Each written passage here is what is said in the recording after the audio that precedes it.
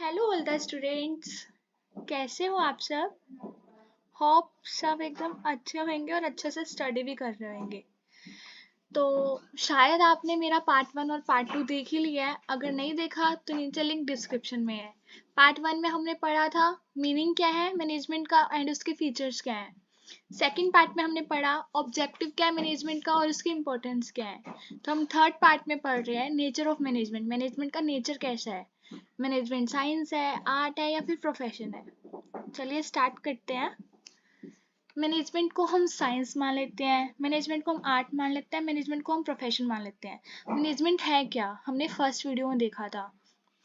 Management is an art of getting things done with the aim of achieving goals efficiently and effectively. ये management है। Management क्या है, science है, art है या फिर प्रोफेशन है। जब मैं कहूँ मैनेजमेंट साइंस है तो हमें पता होना चाहिए साइंस है क्या, उसी बारे में कंप्लीट नॉलेज होनी चाहिए। जब मैं कहूँ मैनेजमेंट आर्ट है तो मुझे आर्ट के बारे में सब पता होना चाहिए, मेरे लिए वो जानना ज़रूरी है। अगर मैं प्रोफेशन कहूँ तो मुझे प्रोफेशन के बारे में पता होना चाहिए।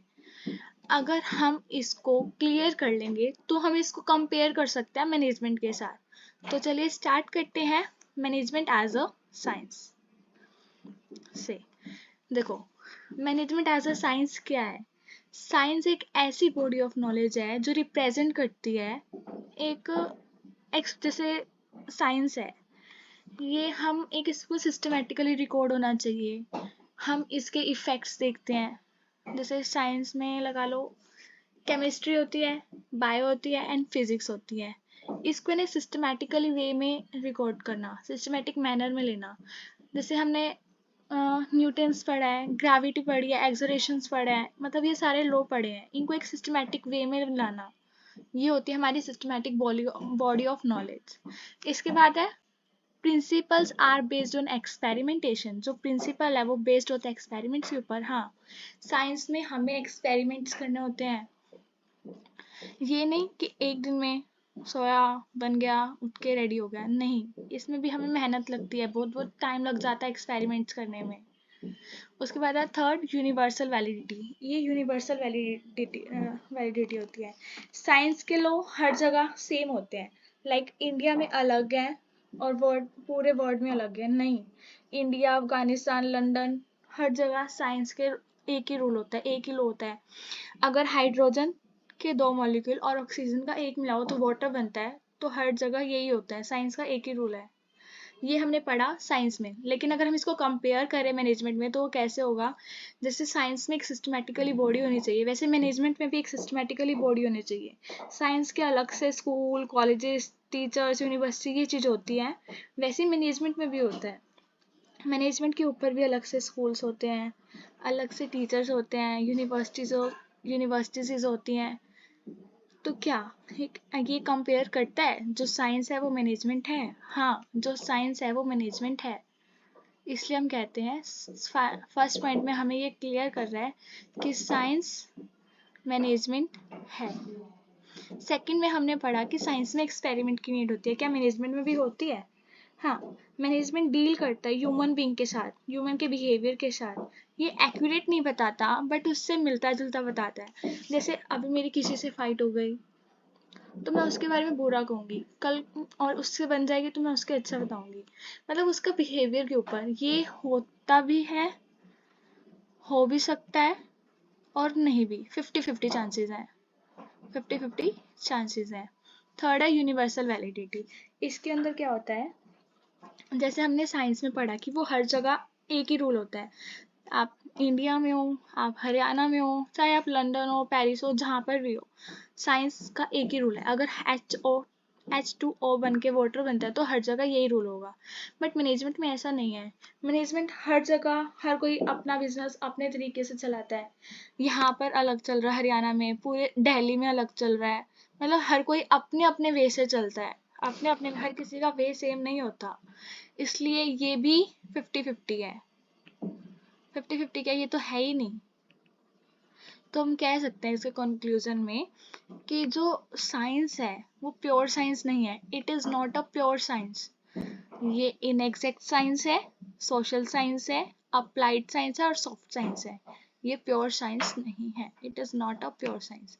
तो अब हम बात करते हैं management as an art. Management as an art, देखो आर्ट क्या होता है, स्किल्स होती हैं, क्रिएटिविटी होती है, मतलब टीचिंग भी एक आर्ट है। मैंने जो सब्जेक्ट पढ़ा, मैं आपको पढ़ा रही हूँ, सबने सेम पढ़ा, बट हर किसी का समझाने का वे होता है ना, वो अलग अलग होता है। किसी को कैसे समझ आता है तो किसी को कैसे समझ आता है, कोई इजीली समझ आता है, किसी को बार बार समझने पे समझ आता है। तो इसका फर्स्ट पॉइंट है सिस्टमेटिकली बॉडी ऑफ नॉलेज। इसमें क्या होता है, जैसे बेसिक नॉलेज होना चाहिए। क्रिकेट ले लो, बैडमिंटन ले लो, हॉकी ले लो, बेसिक्स तो सबका सेम सेम होता है। जैसे मैंने आपको सिखाया, सबको एक वे में सिखाया, म्यूजिक है एक वे में सिखाया, ठीक है। और इसमें सेकंड पॉइंट है स्पेशलाइज्ड एप्लीकेशन।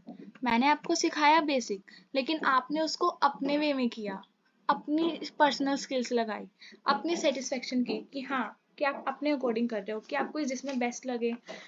सिखाया मैंने सबको सेम, लेकिन आप अपने अकॉर्डिंग कर रहे हो कि हाँ मैं ऐसे करूँगा, मैं ऐसे करूँगा। ओके। थर्ड पॉइंट है based on practice and gravity. ये प्रैक्टिस एंड ग्रेविटी के ऊपर बेस्ड होता है। जितनी अच्छी हम प्रैक्टिस करेंगे उतना अच्छा हम खेल पाएंगे, उतना अच्छा हम काम कर पाएंगे। ये हमने पढ़ा आर्ट के बारे में। अब पढ़ते हैं, इसको कंपेयर करते हैं मैनेजमेंट के साथ। मैनेजमेंट में कैसे कंपेयर करेंगे, देखो मैनेजमेंट में भी एक सिस्टमेटिकली बॉडी होती है जो हेल्प करती है मैनेजरल स्टडीज करने में। इसमें भी वैसे ही है, बेसिक नॉलेज होती है, जितना जैसे जिसको क्या काम करना है। जैसे कोई एम्प्लॉय आया कंपनी में, मेरा बिजनेस है, वहाँ पर कोई एम्प्लॉय आया, पहले तो मैं उसको बेसिक चीज़ बताऊंगी ना कि वो यूँ करेगा, ठीक है। उसके बाद है सेकंड स्पेशलाइज एप्लीकेशन।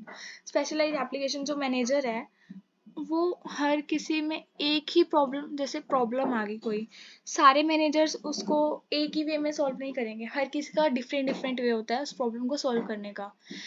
अब जैसे कोविड की सिचुएशन थी, कोविड के बाद, कोविड से पहले जैसी सिचुएशन थी, अगर हमें एम्प्लॉयज़ चाहिए होते हैं तो हम उसको मोटिवेट कर देते हैं कि हाँ, थोड़ा जैसे वो डिमोटिवेट होता है उसको मोटिवेट कर देते हैं कि हाँ तू कर सकता है, तू कर।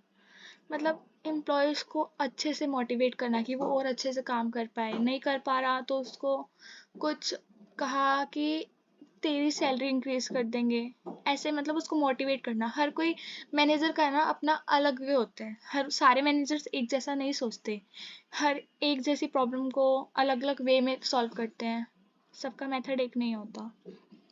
Third, based on gravity and practices. Management के अंदर भी यही होता है, जितना ज़्यादा पुराना होगा उतना बेस्ट होगा। आज मैं न्यू आई, मैं मैनेजर बन गई, तो मुझे पता है कि कंपनी की कैसी सिचुएशन है, मेरे बिजनेस में क्या चल रहा है, नहीं ना। जितना पुराना पर्सन होगा उतना बेस्ट होगा वो। देखो, ये भी एग्री करता है आर्ट से और मैनेजमेंट के साथ, ये भी एग्री करता है, और लास्ट वाला भी एग्री करता है। तो हम कह सकते हैं मैनेजमेंट एक आर्ट है, मैनेजमेंट इज एन आर्ट। हमने डेफिनेशन में भी किया, management is an art of getting things done with the aim of achieving goals efficiently and effectively. तो भी हमारा गलत नहीं होगा। Okay, conclusion, management is an art of getting things. Clear.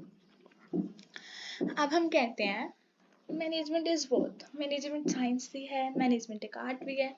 हाँ, क्योंकि हमने पढ़ा, जो भी फंक्शन, जो भी हमने फीचर्स पढ़ी है मैनेजमेंट इज एन आर्ट, वो सारी एग्री करती है मैनेजमेंट के साथ। हाँ करती है, साइंस में भी करती है, 50-50 करती है उसमें, लेकिन करती है। तो इसलिए हम कह सकते हैं मैनेजमेंट एक आर्ट भी है और मैनेजमेंट इज साइंस, साइंस भी है। अब हम पढ़ते हैं management is a profession. Management as a profession, profession मतलब ज़्यादा नॉलेज होना, ज़्यादा ज्ञान होना किसी चीज़ के बारे में, ट्रेनिंग लेके, जिसको हम स्पेशलाइज नॉलेज है, बहुत ज़्यादा नॉलेज है जो उसको ट्रेनिंग से मिली है या किसी से भी मिली है, ठीक है। इसके कुछ फीचर्स हैं, इसके भी कुछ फीचर्स हैं। फर्स्ट है well defined body of knowledge. इसमें भी well defined body of knowledge होना चाहिए कि जैसे वो कर रहा है, एक डिग्री होनी चाहिए। जैसे प्रोफेशंस के अंदर कौन कौन आता है, डॉक्टर, लॉयर, सीए, ये चीज़ आती है। इसके अंदर प्रोफेशन के लिए भी अलग कॉलेजेस होते हैं। लॉ के लिए LLB होती है, डॉक्टर के लिए MBBS होती है, तो वो चीज़। वैसे मैनेजमेंट में भी होता है, उसके ऊपर भी जैसे हमने पढ़ा कि उसके ऊपर भी स्कूल्स होते हैं, कॉलेजेस होते हैं, वो चीज़ें। सेकेंड है रिस्ट्रिक्टेड एंट्री, रिस्ट्रिक्टेड किया जाता है। लाइक प्रोफेशन के अंदर क्या होता है, डिग्री लेना ज़रूरी होता है। जैसे मैं डॉक्टर हूँ, जैसे मेरे पापा डॉक्टर हैं, ठीक है, तो ये नहीं जब उनकी रिटायरमेंट होगी तो मैं कहती हूँ कि हाँ पापा आप बैठ जाओ, मैं आपकी जगह चला लूँगी आपका हॉस्पिटल। ऐसा नहीं होता, मुझे भी उस डॉक्टर के बारे में कंप्लीट नॉलेज होना चाहिए अगर मैं किसी का ट्रीटमेंट कर रही हूँ तो। बट एज मैनेजमेंट में ऐसा नहीं होता। मेरे पापा का बिजनेस है, पापा थक गए, काम करके बहुत हो गया, मैं कहा पापा मैं चला लूँगी, आप बैठ जाओ। मैं उसमें चला सकती हूँ, बट एज अ प्रोफेशन मुझे कंप्लीट नॉलेज होनी चाहिए, मेरे पास डिग्री होनी चाहिए। Third, professional association. इसके अंदर क्या होता है, एसोसिएशन का मतलब होता है कि मेंबर्स होने चाहिए, उस जगह का मेंबर होना ज़रूरी है। अब जैसे कि बोल सकते हैं मैनेजमेंट एज अ प्रोफेशन में क्या होता है कि कंप्लीट नॉलेज होनी चाहिए मुझे उसके बारे में, मेंबर होना ज़रूरी है। अगर मेंबर होंगे तभी तो मेरी हेल्प करेंगे, मुझे कैसे रिएक्ट करना है, मुझे कैसे बोलना है, ये सब मुझे इन्फॉर्म करेंगे इसलिए। बट इन मैनेजमेंट के अंदर क्या होता है, ये AIA मतलब ऑल इंडिया एसोसिएशन के अंदर रजिस्ट्रेशन करे ना करे, इनकी मर्जी होती है। इसलिए हम ये कह सकते हैं कि it is not a present management, ये अभी प्रोफेशन मैनेजमेंट नहीं है। Fourth point, existence of ethical codes. Ethical codes मतलब कि एक रूल्स एंड रेगुलेशंस होने चाहिए। प्रोफेशन में होता है कि एक रूल्स एंड रेगुलेशंस होती हैं, बट वैसे ही उसमें भी होता है, मैनेजमेंट में हो ना हो ज़रूरी नहीं है। उसके बाद है service motive. Management as profession के अंदर एक सर्विस मोटिव होता है जो हम अपने क्लाइंट्स को देते हैं कि हाँ भरोसा रखो कि हम आपके जो भी गोल्स, जो भी आपने हम उनको सर्विस देते हैं। बट इस मैनेजमेंट में भी अंदर यही होता है कि हम सर्विसेज देते हैं, हम उनके गोल्स को अचीव करते हैं। तो ये चीज़ थी, ये हमारा टॉपिक था नेचर ऑफ मैनेजमेंट।